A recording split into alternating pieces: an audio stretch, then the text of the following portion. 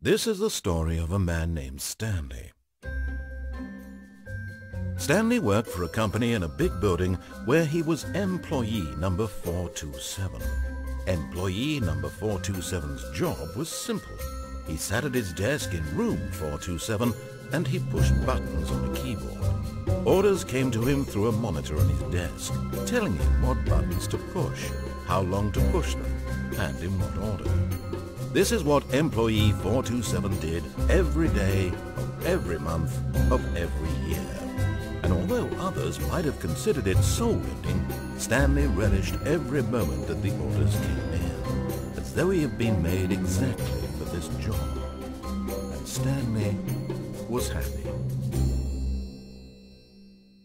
And then one day, something very peculiar happened. Something that would forever change Stanley. Something he would never quite forget. He had been at his desk for nearly an hour when he realized that not one single order had arrived on the monitor for him to follow. No one had showed up to give him instructions, call a meeting, or even say hi. Never in all his years at the company had this happened, this complete isolation. Something was very clearly wrong. Shocked, frozen solid, Stanley found himself unable to move for the longest time. But as he came to his wits and regained his senses, he got up from his desk and stepped out of his office.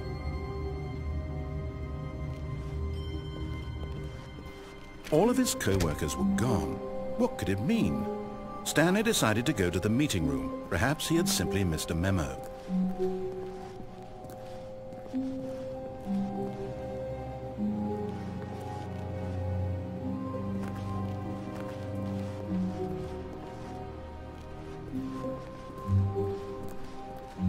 When Stanley came to a set of 2 open doors, he entered the door on his left.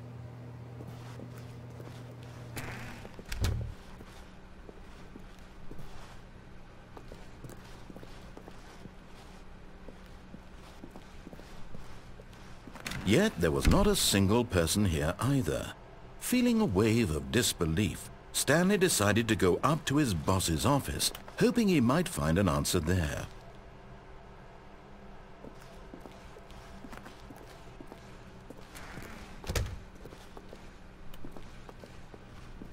Coming to a staircase, Stanley walked upstairs to his boss's office.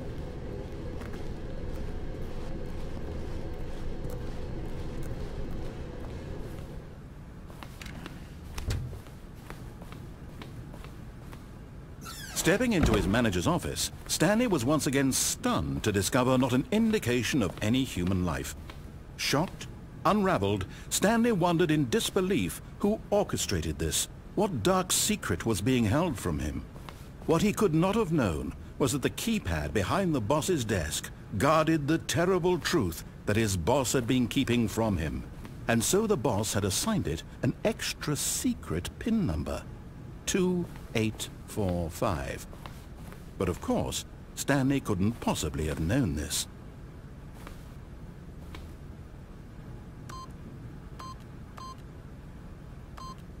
Yet incredibly, by simply pushing random buttons on the keypad, Stanley happened to input the correct code by sheer luck.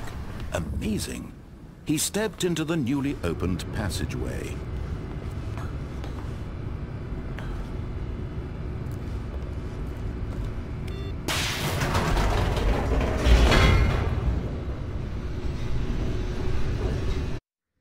Descending deeper into the building, Stanley realized he felt a bit peculiar. It was a stirring of emotion in his chest, as though he felt more free to think for himself, to question the nature of his job. Why did he feel this now, when for years it had never occurred to him? This question would not go unanswered for long.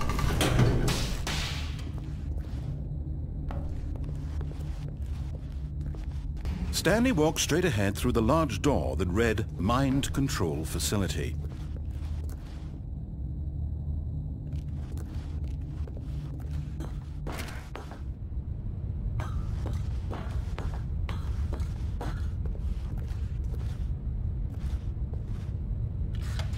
The lights rose on an enormous room packed with television screens. What horrible secret did this place hold? Stanley thought to himself. Did he have the strength to find out?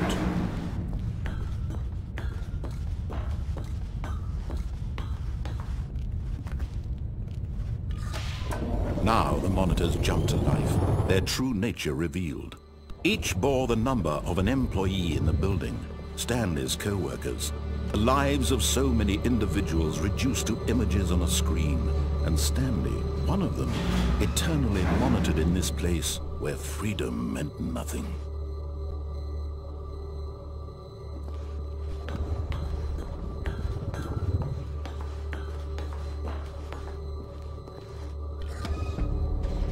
This mind control facility, it was too horrible to believe. It couldn't be true. Had Stanley really been under someone's control all this time? Was this the only reason he was happy with his boring job? That his emotions had been manipulated to accept it blindly? No, he refused to believe it. He couldn't accept it. His own life in someone else's control? Never! It was unthinkable, wasn't it? Was it even possible? Had he truly spent his entire life utterly blind to the world? But here was the proof, the heart of the operation. Controls labeled with emotions, happy or sad or content, walking, eating, working, all of it monitored and commanded from this very place. And as the cold reality of his past began to sink in, Stanley decided that this machinery would never again exert its terrible power over another human life, for he would dismantle the controls once and for all.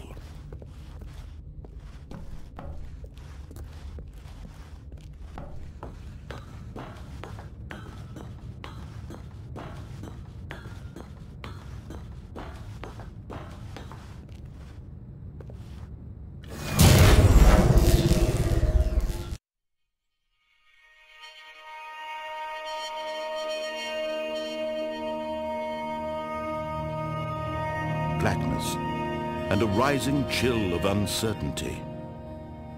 Was it over?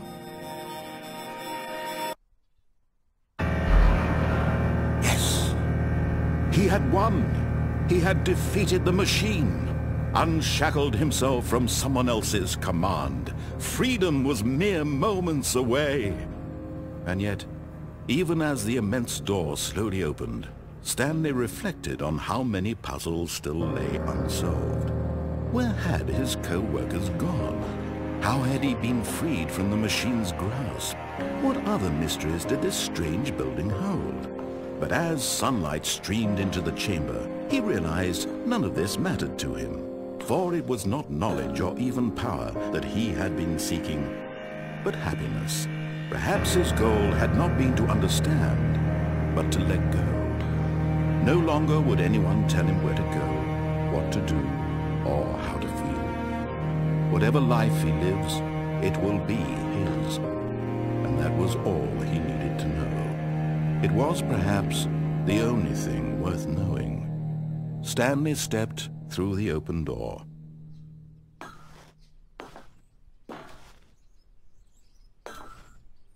Stanley felt the cool breeze upon his skin. The feeling of liberation, the immense possibility of the new path before him. This was exactly the way, right now, that things were meant to happen. And Stanley was happy.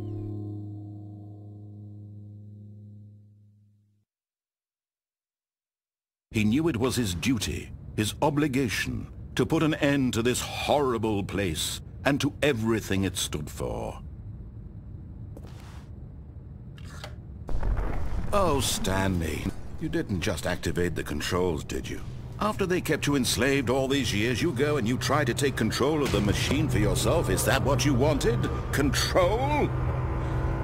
Oh, Stanley, I applaud your effort, I really do. But you need to understand, there's only so much that machine can do. You were supposed to let it go, turn the controls off, and leave. If you want to throw my story off track, you're going to have to do much better than that.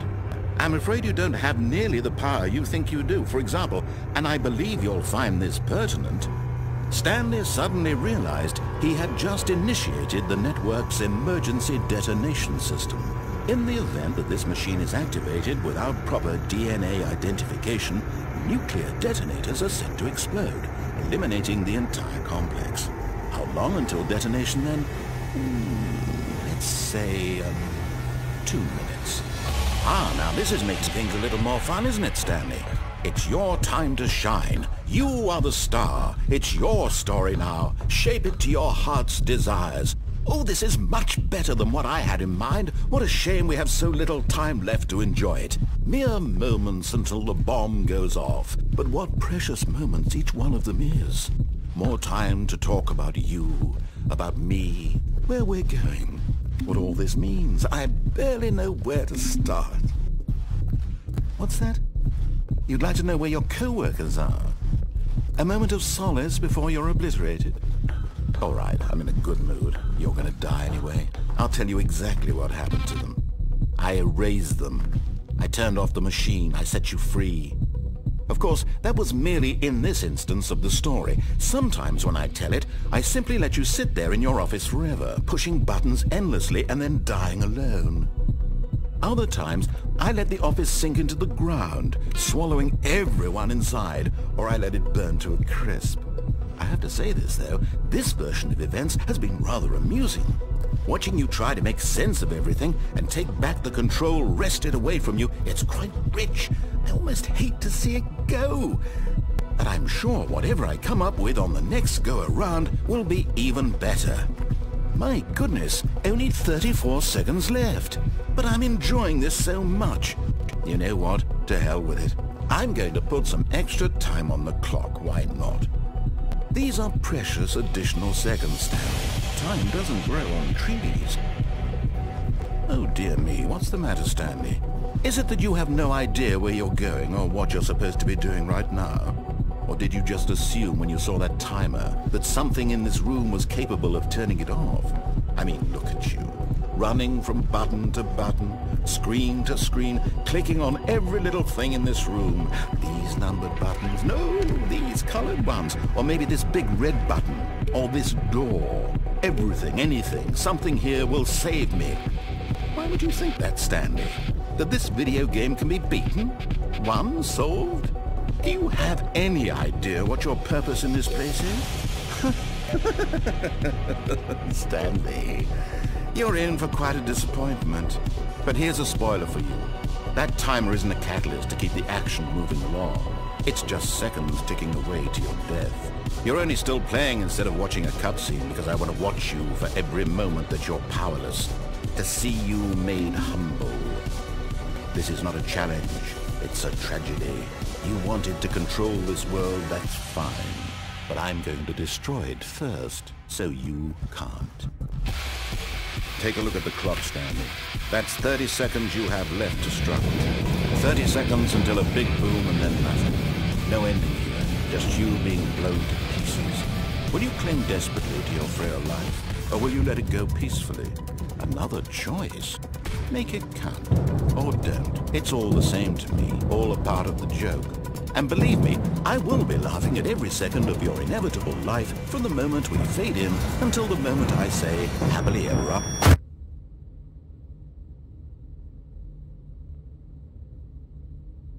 Stanley walked straight ahead through the large door that read, Mind Control Facility. Although this passageway had the word escape written on it, the truth was that at the end of this hall, Stanley would meet his violent death. The door behind him was not shut. Stanley still had every opportunity to turn around and get back on track. At this point, Stanley was making a conscious, concerted effort to walk forward and willingly confront his death.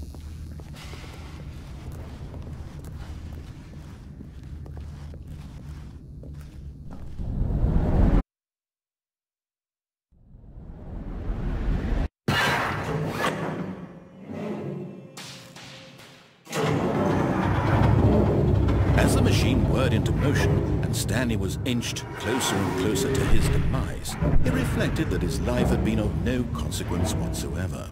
Stanley can't see the bigger picture. He doesn't know the real story, trapped forever in his narrow vision of what this world is. Perhaps his death was of no great loss, like plucking the eyeballs from a blind man. So he resigned and willingly accepted this violent end to his brief and shallow life. Farewell, Stanley.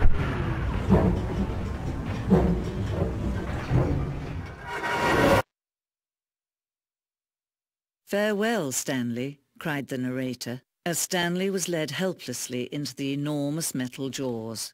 In a single visceral instant, Stanley was obliterated, as the machine crushed every bone in his body, killing him instantly.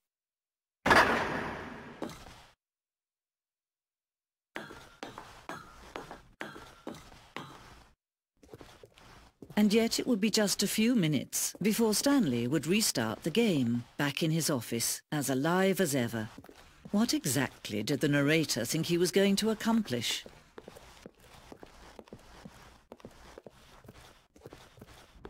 When every path you can walk has been created for you long in advance, death becomes meaningless, making life the same.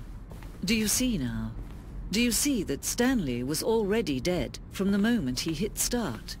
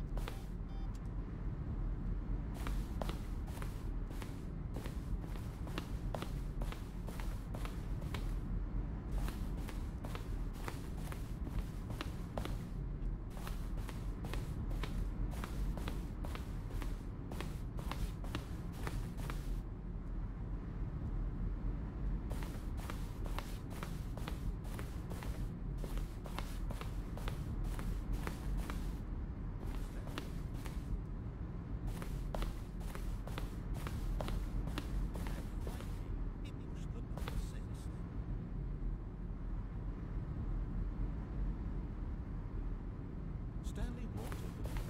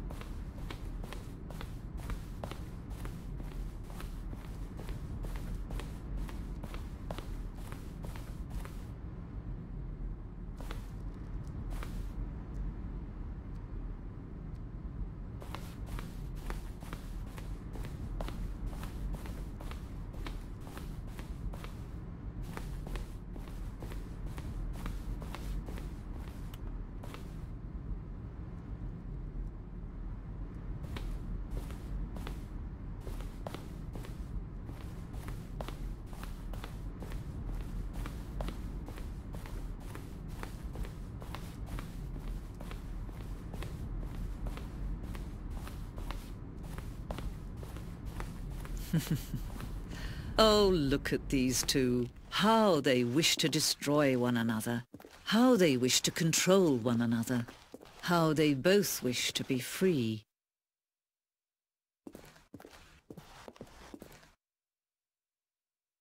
Can you see? Can you see how much they need one another? No, perhaps not. Sometimes these things cannot be seen. But listen to me. You can still save these two. You can stop the program before they both fail. Push escape and press quit. There's no other way to beat this game. As long as you move forward, you'll be walking someone else's path. Stop now and it'll be your only true choice. Whatever you do, choose it. Don't let time choose for you. Don't let time... To a staircase, Stanley walked upstairs to his boss's office.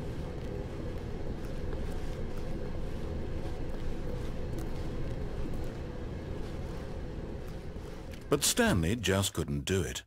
He considered the possibility of facing his boss. Admitting he had left his post during work hours, he might be fired for that. And in such a competitive economy, why had he taken that risk? All because he believed everyone had vanished? His boss would think he was crazy. And then something occurred to Stanley. Maybe, he thought to himself, maybe I am crazy.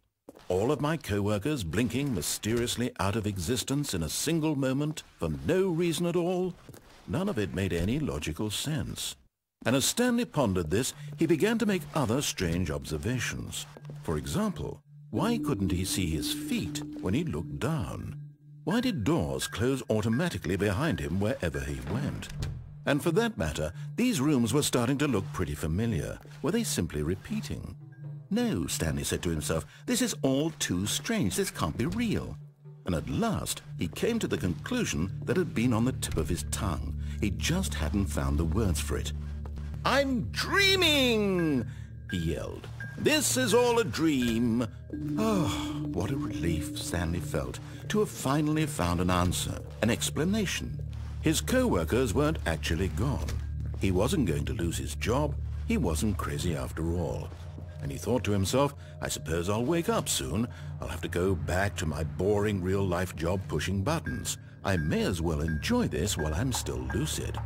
So, he imagined himself flying and began to gently float above the ground. Then he imagined himself soaring through space on a magical starfield, and it too appeared. It was so much fun, and Stanley marveled that he had still not woken up. How was he remaining so lucid? And then perhaps the strangest question of them all entered Stanley's head. One he was amazed he hadn't asked himself sooner. Why is there a voice in my head dictating everything that I'm doing and thinking? Now the voice was describing itself being considered by Stanley, who found it particularly strange. I'm dreaming about a voice describing me, thinking about how it's describing my thoughts, he thought. And while he thought it all very odd and wondered if this voice spoke to all people in their dreams, the truth was that, of course, this was not a dream. How could it be? Was Stanley simply deceiving himself, believing that if he's asleep he doesn't have to take responsibility for himself? Stanley is as awake right now as he's ever been in his life. Now, hearing the voice speak these words was quite a shock to Stanley. After all, he knew for certain, beyond a doubt, that this was in fact a dream. Did the voice not see him float and make the magical stars just a moment ago? How else would the voice explain all that? This voice was a part of himself too. Surely, if he could just... He would prove it. He would prove that he was in control, that this was a dream. So he closed his eyes gently, and he invited himself to wake up. He felt the cool weight of the blanket on his skin, the press of the mattress on his back, the fresh air of a world outside this one. Let me wake up, he thought to himself. I'm through with this dream. I wish it to be over. Let me go back to my job. Let me continue pushing the buttons. Please, it's all I want. I want my apartment, and my wife, and my job. All I want is my life exactly the way it's always been. My life is normal. I am normal. Everything will be fine. I am okay.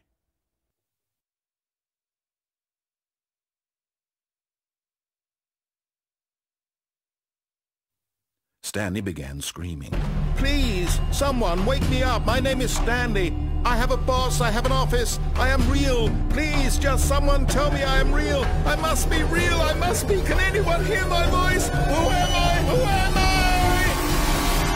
I? And everything went black.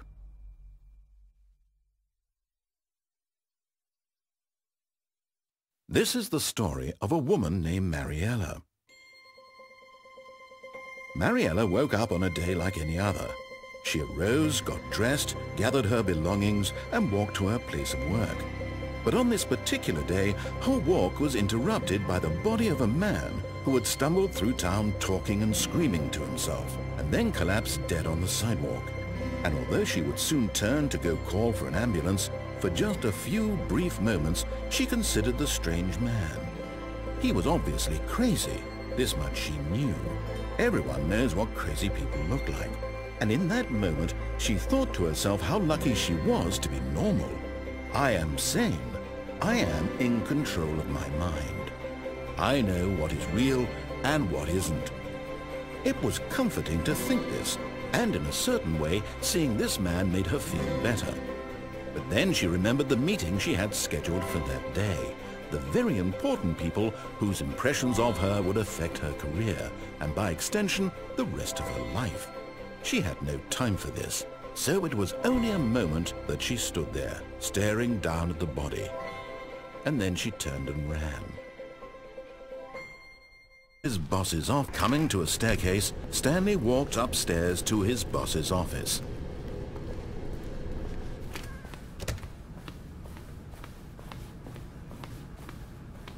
Stepping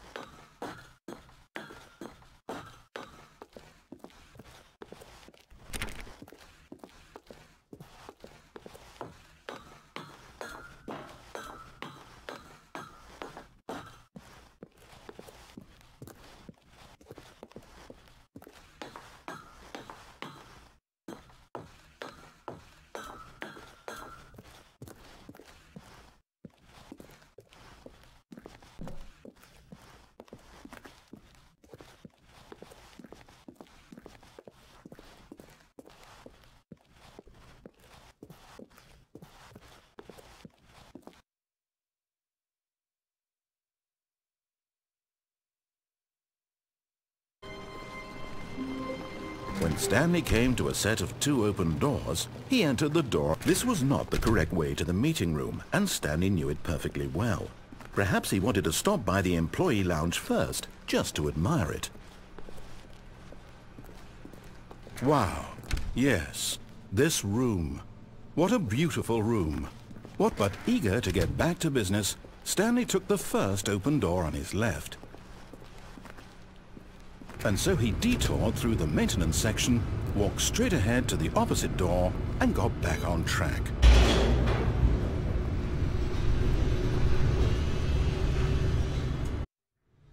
But Stanley didn't want to go back to the office. He wanted to wander about and get even further off track. So now in order to get back, he needed to go, from here it's, oh, no, it's to the right, my mistake. No, not the right. Why would I have ever said it was to the right? What was I thinking? It's clearly... Oh dear, would you hold on for a minute, please? Now, let's see, we went down right, left, down, left, right. Yep, okay, yes. I've got it now. This story is absolutely, definitely this way.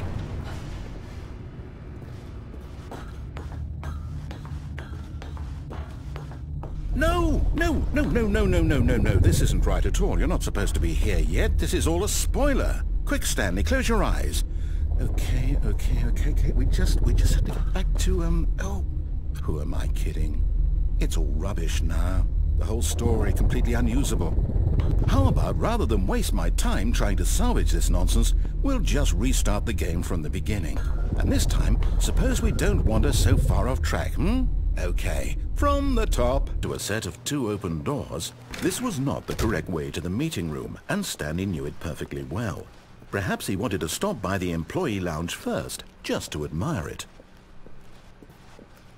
Ah, yes, truly a room worth admiring.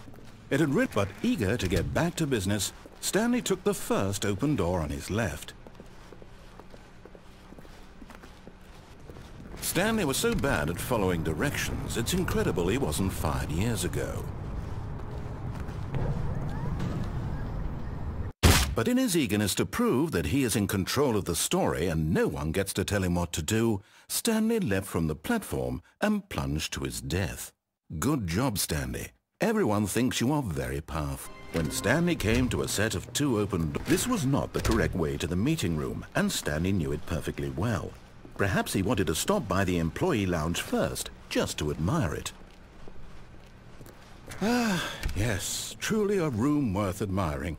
It had really been worth the detour after all, just to spend a few moments here in this immaculate, beautifully constructed room. Stanley simply stood here, drinking it all, but eager to get back to business, Stanley took the first open door on his left. Stanley was so bad at following directions, it's incredible he wasn't fired years ago.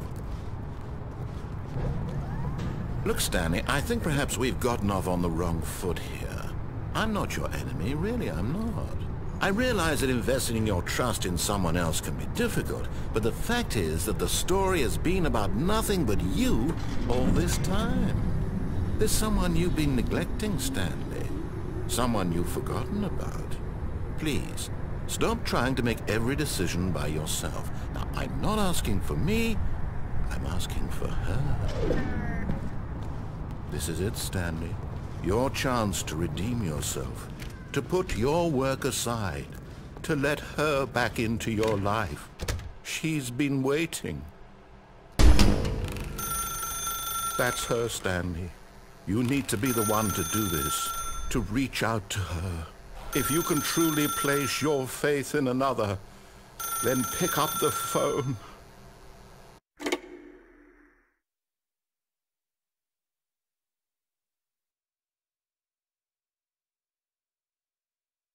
Oh, Stanley, is that you? Hold on, sweetie. Sorry to keep you waiting. I'm just pulling the bread out of the oven. All right. Okay, there we go. All right, now, I want you to come in and tell me all about your damn wife. Gotcha! Oh, come on. Did you actually think you had a loving wife who'd want to commit their life to you? I'm trying to make a point here, Stanley. I'm trying to get you to see something. Come inside. Let me show you what's really going on here. This is a very sad story about the death of a man named Stanley. Stanley is quite a boring fellow. He has a job that demands nothing of him, and every button that he pushes is a reminder of the inconsequential nature of his existence. Look at him there, pushing buttons, doing exactly what he's told to do. Now he's pushing a button. Now he's eating lunch. Now he's going home. Now he's coming back to work. One might even feel sorry for him, except that he's chosen this life. But in his mind, in his mind he can go on fantastic adventures. From behind his desk, Stanley dreamed of wild expeditions into the unknown, fantastic discoveries of new lands. It was wonderful, and each day that he returned to work was a reminder that none of it would ever happen to him. And so he began to fantasize about his own job. First, he imagined that one day while at work, he stepped up from his desk to realize that all of his co-workers, his boss, everyone in the building had suddenly vanished off the face of the earth. The thought excited him terribly. So he went further. He imagined that he came to 2 open doors and that he could go through either. At last, choice. It barely even mattered what lay behind each door. The mere thought that his decisions would mean something was almost too wonderful to behold. As he wandered through this fantasy world, he began to fill it with many possible paths and destinations. Down one path lay an enormous round room with monitors and mind controls. And down another was a yellow line that weaved in many directions, and down another was a game with a baby. And he called it the Stanley Parable. It was such a wonderful fantasy, and so in his head he relived it again, and then again, and again, over and over, wishing beyond hope that it would never end, that he might always feel this free. Surely there's an answer down some new path, mustn't there be? Perhaps if he played just one more time. But there is no answer. How could there possibly be? In reality, all he's doing is pushing the same buttons he always has. Nothing has changed. The longer he spends here, the more invested he gets, the more he forgets which life is the real one. And I'm trying to tell him this, that in this world he can never be anything but an observer, that as long as he remains here, he's slowly killing himself. But he won't listen to me. He won't stop. Here, watch this. Stanley, the next time the screen asks you to push a button, do not do it. You see? Can he just not hear me? How can I tell him in a way that he'll understand that every second he remains here, he's electing to kill himself? How can I get him to see what I see? How can I make him look at himself? I suppose I can't, not in the way I want him to. But I don't make the rules. I simply play to my intended purpose, the same as Stanley. We're not so different, I suppose. I'll try once more to convey all this to him. I'm compelled to. I must. Perhaps, well, maybe this time he'll see. Maybe this time. And I tried again, and Stanley pushed a button. And I tried again, and Stanley pushed a button. And He took the first open door on his left. Stanley was so bad at following directions, it's incredible he wasn't fired years ago. Look, Stanley, I think perhaps we've gotten off on the wrong foot here. I'm not your enemy, really, I'm not. I realize that investing your trust in someone else can be difficult, but the fact is that the story has been about nothing but you all this time. There's someone you've been neglecting, Stanley. What? Really?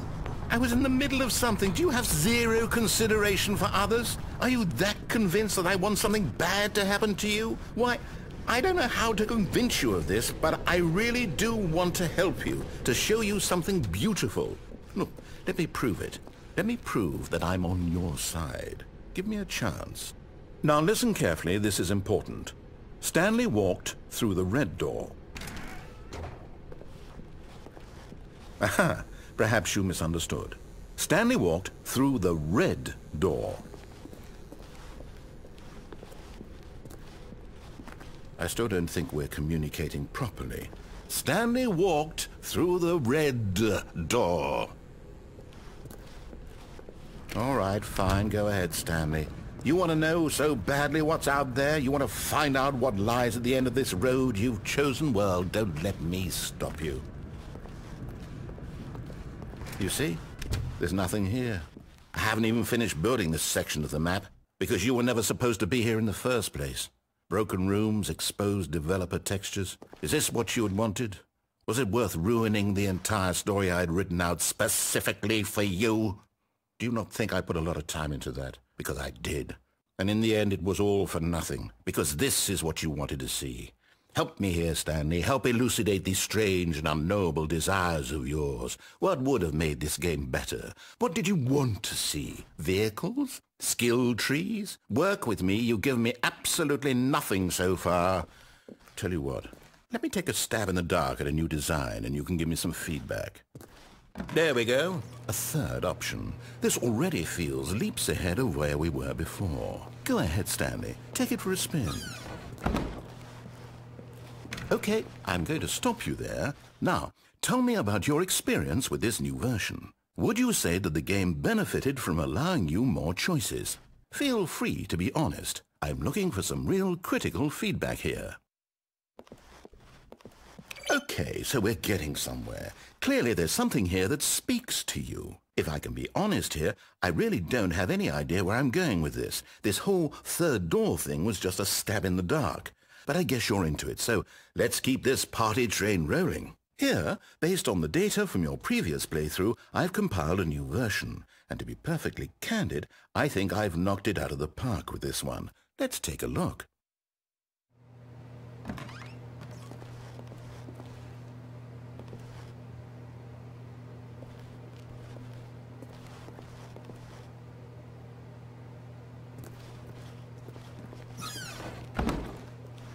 Now, would you say that competitive leaderboard helped you feel motivated to keep walking through doors? Again, honest answers, please.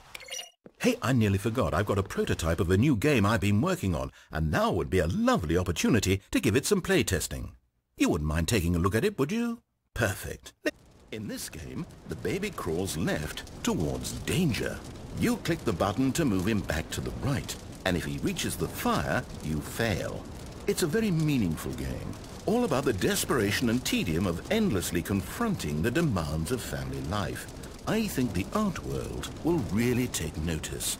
But of course, the message of the game only becomes clear once you've been playing it for about 4 hours. So why don't you give it 4 hours of play to make sure it's effective? Be sure to keep notes on your experience.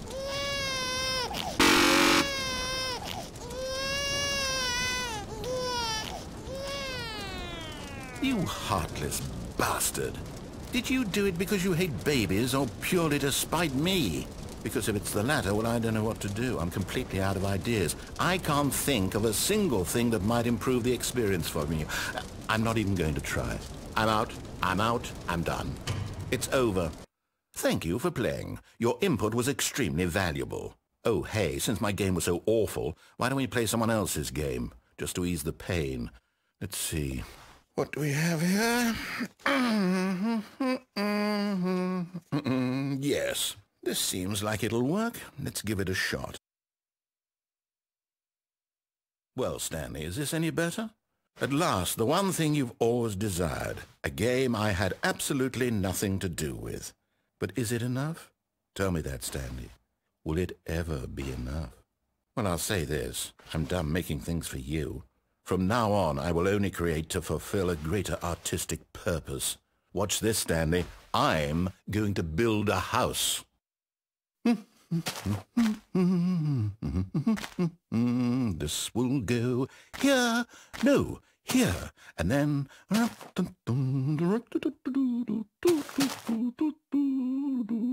Let's see, what does it need? Yes, of course. And just to finish it all off, yes.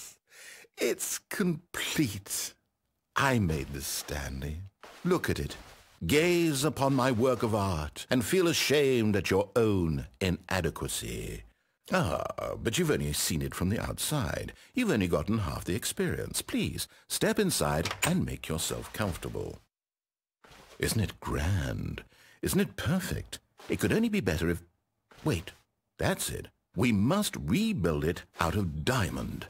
Diamond everything. Yes. Come along, Stanley. We have to go mining.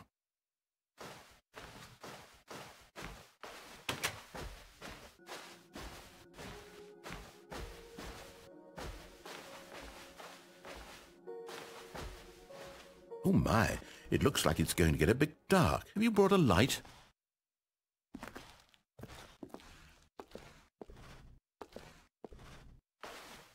Oh, no. This is far more open-ended than I had in mind. I'm looking for something more narrow and linear. Something that makes you feel utterly irrelevant. This won't do at all. 1 out of 5. Even the diamonds couldn't save this one. Okay, new game.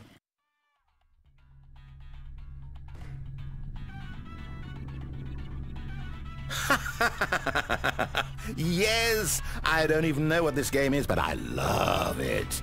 You, trapped in a glass box with no way out, listening to me talk. Oh, it's inspired. I couldn't have done it any better myself. What is this game even supposed to be? I can't figure it out.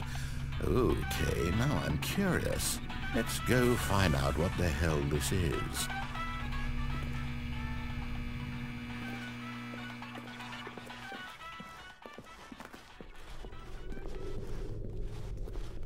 Oh, it's a puzzle. Critical thinking, Stanley. Your forte. Genius. No, actually, you know what? I think that's plenty. I really don't care much to see you stumble through any more of these games, and I highly doubt you're any wiser for the experience.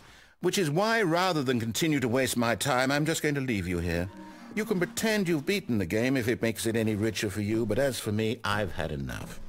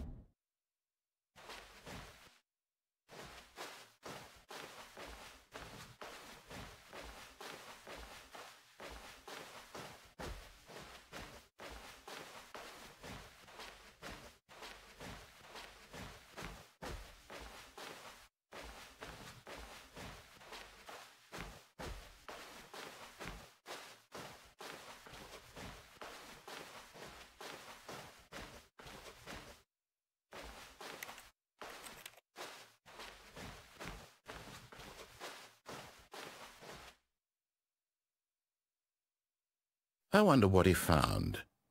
If what he wanted was to be the leading man in his own story, well, perhaps he's gotten it, down in wherever he is right now. I wonder if he's happy with his choice, and if he's learned the heavy cost that comes with it. He'll understand soon what I was trying to tell him. He needs me. Someone who will wrap everything up at the end, to make sense out of the chaos and the fear and the confusion. That's who I am. That is what I mean to this world. Oh, yes. Yes, I'll be back. There's no other way. Once this ends, after it all comes to a close, then I'll be back. The end will be here soon. Very soon. I can wait.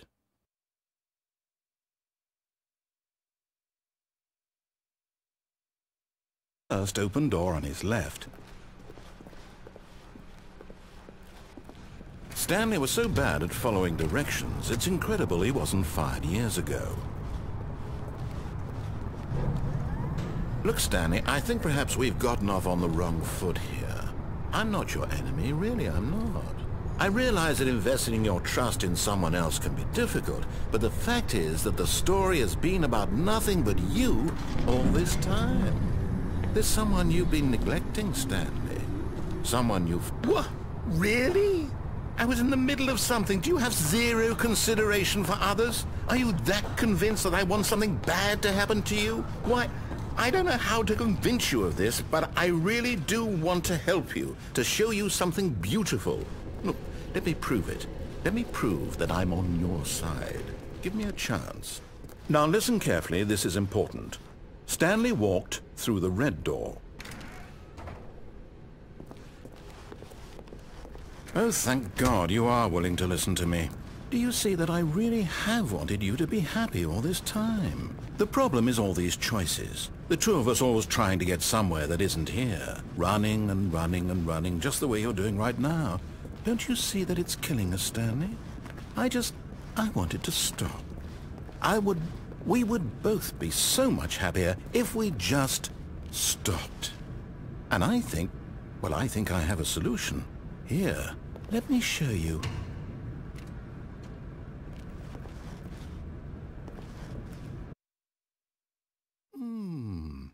What do we want? What are we looking for?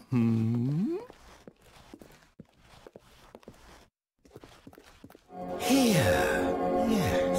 Oh, it's beautiful, isn't it? If we just stay right here, right in this moment with this place, Stanley, I think I feel happy. I actually feel happy.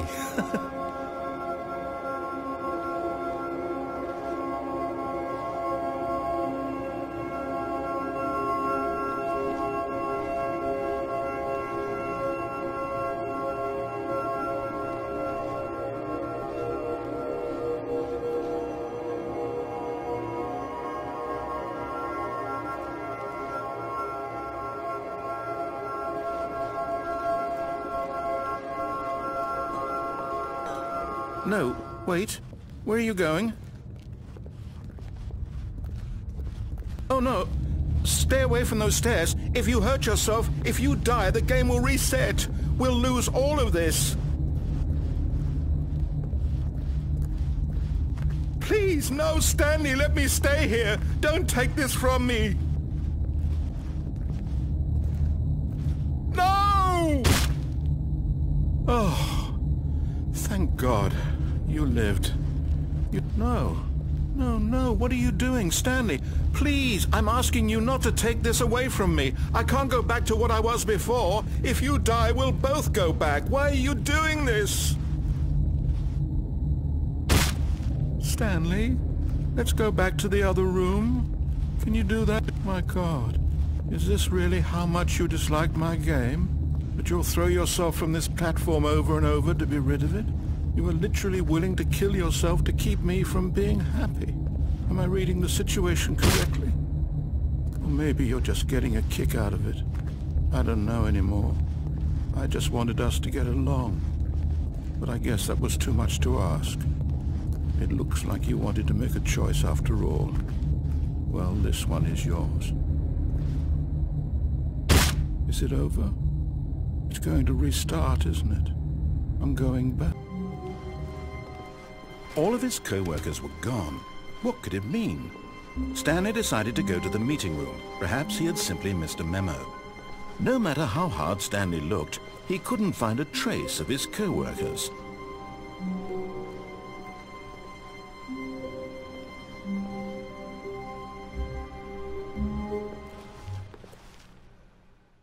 At first, Stanley assumed he'd broken the map, until he heard this narration and realized it was part of the game's design all along. He then praised the game for its insightful and witty commentary into the nature of video game structure and its examination of structural narrative tropes. So, now that you're here, what do you think? Isn't this a fun and unique place to be? Why don't we take a minute just to drink it all in? Okay, I'm over it now. What do you think? Are you sick of this gag yet? Well, I don't know how to say this politely, but you could literally just hit escape and restart the game any old time you want, like right now. You could have done it just then. Now would also be an appropriate time to quit. Any of these points and so many, many more, all of them are appropriate. I'm enjoying what seems to be an internal conflict going on where you are literally unable to act on your own desires to restart the game. So, just to push the envelope, I'm going to try and make this as miserable as possible and see how long you can maintain. There once was a man named Stanley, who people considered so manly. But the truth must be told, he was not very old and was quite particularly gangly. What Stanley liked most was buttons. He pushed them like some kind of glutton. He did it all day in a meaningful way, but his brain had long ceased to function. Which is why he is in this parable, and lives an existence quite terrible. And if you are not strong and keep playing along, you too will become quite unbearable. You too will become quite unbearable.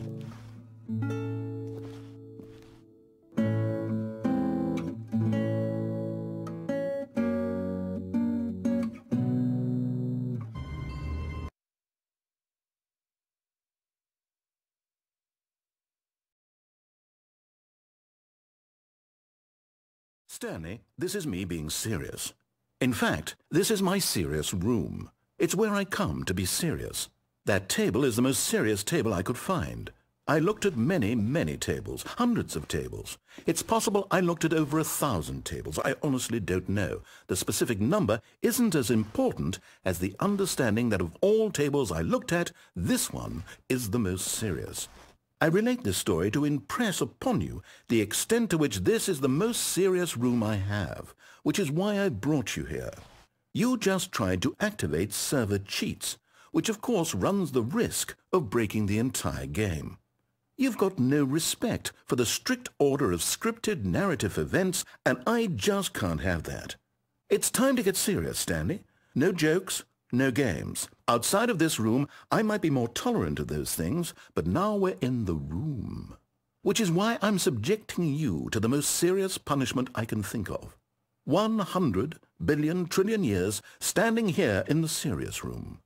Perhaps after that, we can talk about the severity of your actions and whether you've learned anything. But until then, serious room, go!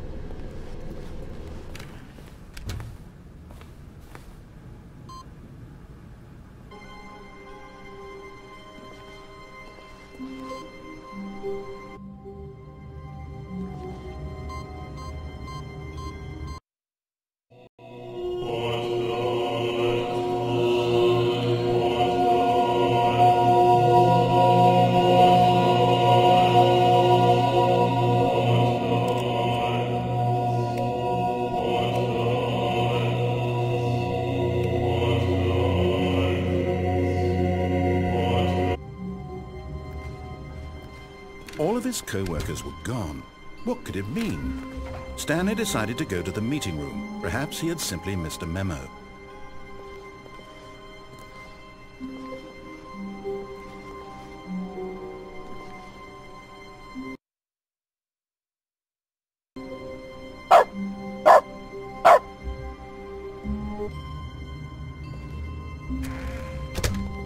But Stanley simply couldn't handle the pressure.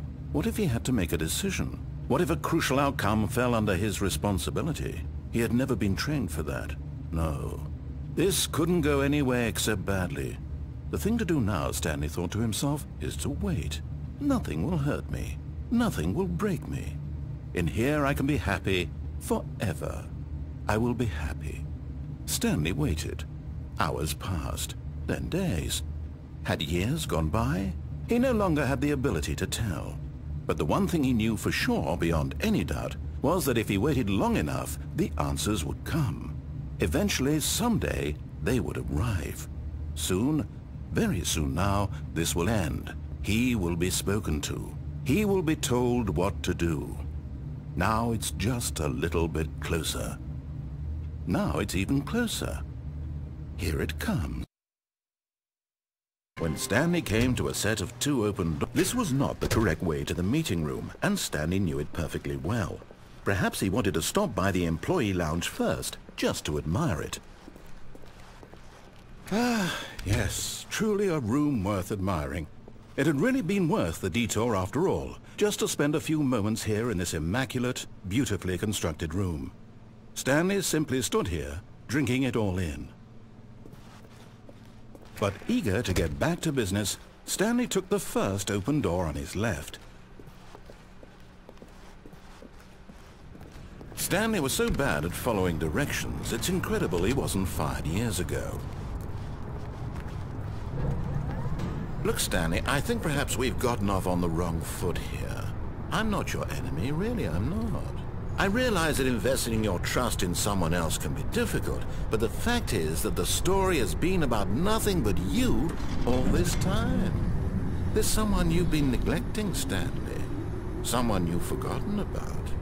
Please, stop trying to make every decision by yourself. Now, I'm not asking for me, I'm asking for her. This is it, Stanley. Your chance to redeem yourself, to put your work aside, to let her back into your life.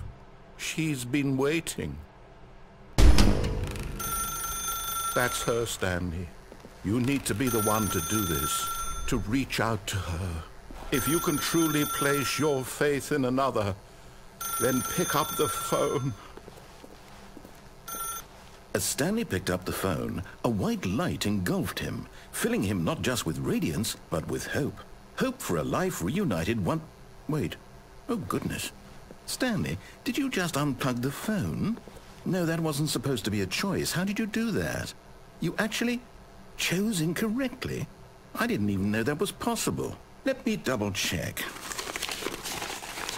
No, it's definitely here, clear as day. Stanley picks up the phone. He's taken to his apartment where he finds his wife, and the two pledge themselves to one another.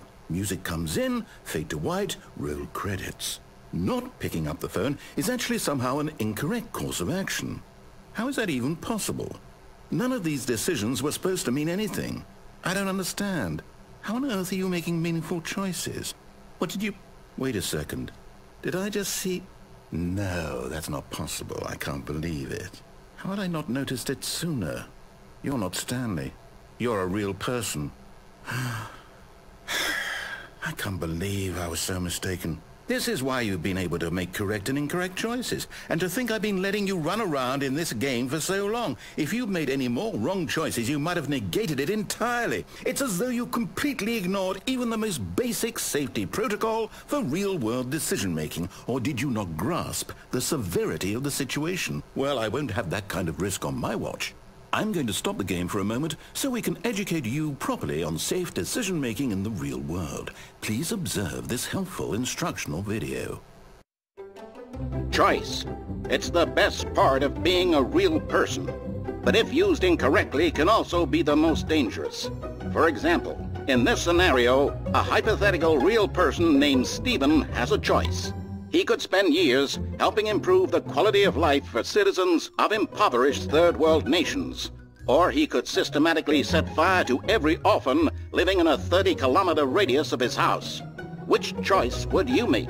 Remember that unlike here, the real world makes sense, and at no time should you make a choice that does not conform to rational logic.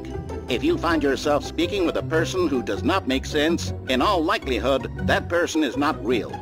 Allow the person to finish their thought, then provide an excuse why you cannot continue talking. Turn to a partner and practice saying, "My goodness, is it 4:30? I'm supposed to be having a back, sack, and crack."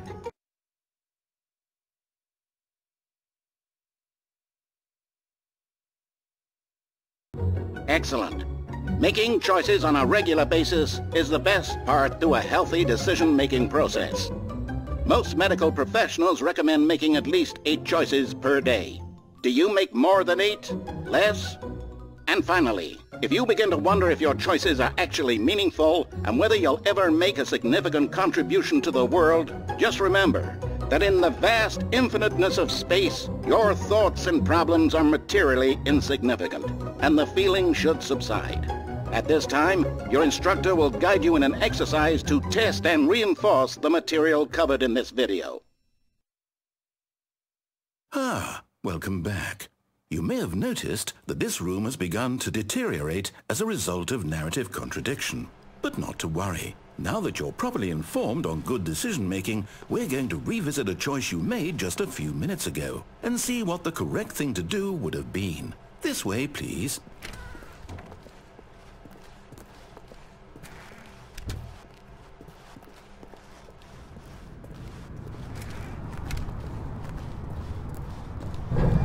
Now that we know your choices are meaningful, we can't have you jumping off the platform and dying.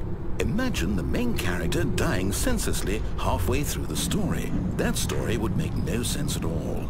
We just need to get you home as soon as possible before the narrative contradiction gets any worse. Unfortunately, it seems this place is not well equipped to deal with reality.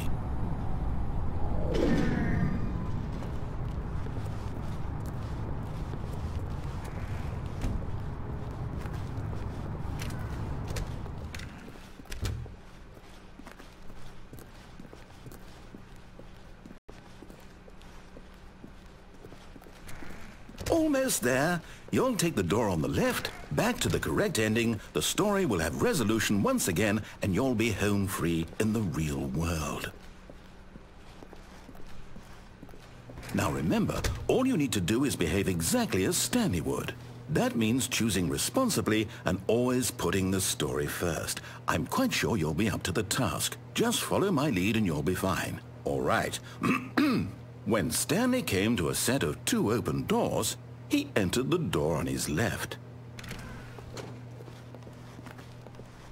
No! Why did you do that? Quickly, hurry back in the other direction. Perhaps we're not too late.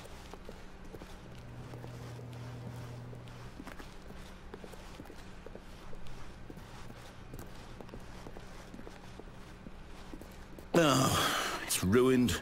I can't believe, after everything we talked about, that my story, you've destroyed my work. Why? For what?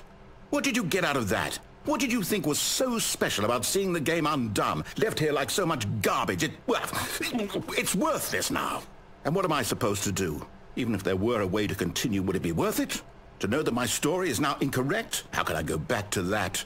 I can't erase that knowledge. I'll have to live with it forever, reliving its impossibility forever. I couldn't live that way.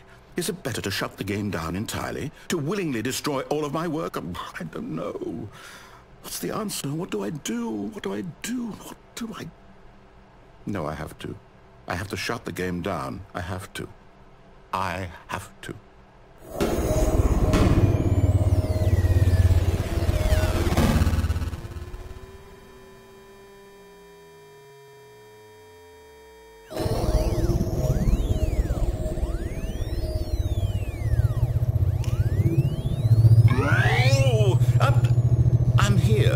I'm still here in this pile of rubbish, with you, who thought you were so clever. Now look where we are. My entire game is destroyed. It was the only thing in the world that was mine, and you've run it into the ground. What, did you think that would be funny? You just had to see? Didn't I impress upon you how important it was to be like Stanley? He actually knows how to do what I tell him to. He understands that if I say to do something, there's a damn good reason for it. That thought hadn't even occurred to you, had it? That there's a world outside of you? You're a child. Oh, my story. If you'd just gone through the door on the left, you would have seen it. There was a whole underground facility. You would have destroyed it and been victorious. It would have been so perfect. I worked so hard on it. I tried so hard. Behave exactly as Stanley would. That means choosing responsibly and always putting the story first. I'm quite sure you'll be up to the task. Just follow my lead and you'll be fine. All right. When Stanley came to a set of 2 open doors, he entered the door on his left.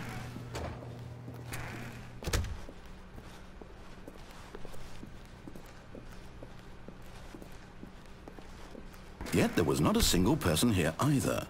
Feeling a wave of disbelief, Stanley decided to go up to his boss's office, hoping he might find an answer there. Coming to a staircase, Stanley walked upstairs to his boss's office.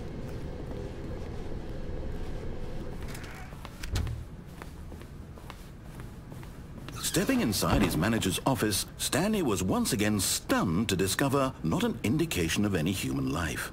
Shocked, unraveled, Stanley wondered in disbelief who orchestrated this, until he saw the door with a voice receiver next to it.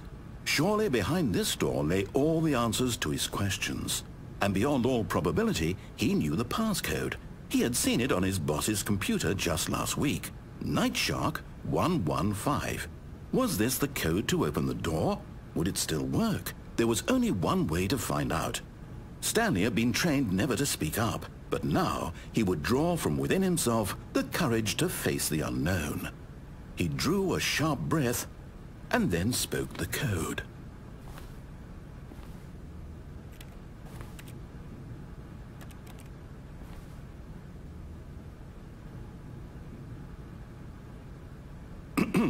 Stanley spoke the code.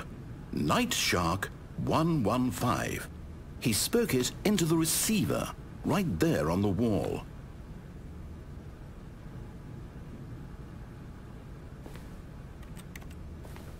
I'm sorry, is there a problem? You didn't mishear me, did you? Please speak the code into the receiver.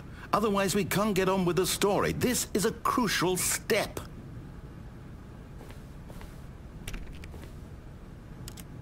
Okay, fine, you're not going to do it. But you know what? It's pretty humiliating to bring you this far, only for you to suddenly decide you have better things to do. I asked you for this one single thing, for your respect. The kind of respect Stanley shows for his choices. He knows what it means to take a story seriously. If you didn't want to see what I had to show you, then why did you come here? You had a choice, you know. You could have gone through the door on the right. You could have done whatever the hell you wanted over there. Why did you come this way? Speak. Say something to me. Explain yourself, you coward. When Stanley came to a set of 2 open doors, he entered the door on his left. Stanley? Hello? Are you... Is everything okay? Stanley, please. I need you to make a choice. I need you to walk through the door. Are you listening to me? Can you hear me? Is everything all right? Stanley, this is important. The story needs you. It needs you to make a decision. It cannot exist without you. Do you understand me? Whatever choice you make is just fine. They're both correct. You cannot be wrong here. We can work together. I'll accept whatever you do. I simply need you to take that step forward, please. Choose. Do something.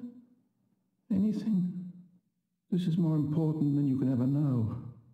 I need this. The story needs it. So, you hear me? Are you there? Are you listening to this? Stanley, are you there? Okay. It's okay, I can wait. You need time to decide. Time to make sure your choice is correct. That is the best choice. That's all right. I'll wait for you to decide what's the right thing to do. Take as much time as you need.